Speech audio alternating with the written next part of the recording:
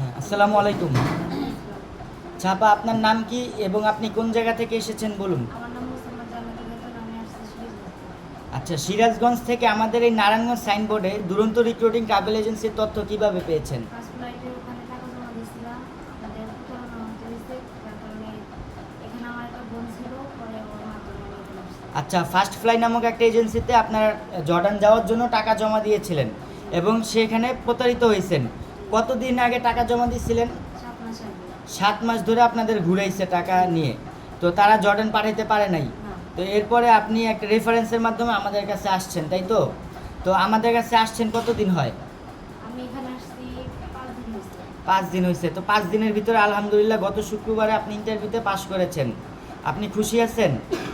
এর ভিতরে মেডিকেলও আপনার সম্পূর্ণ। জি। আপনি খুশি আছেন? হ্যাঁ। ইনশাল্লাহ 1 মাসের ভিতরে আপনার ভিসা এবং টিকিট হাতে চলে আসবে।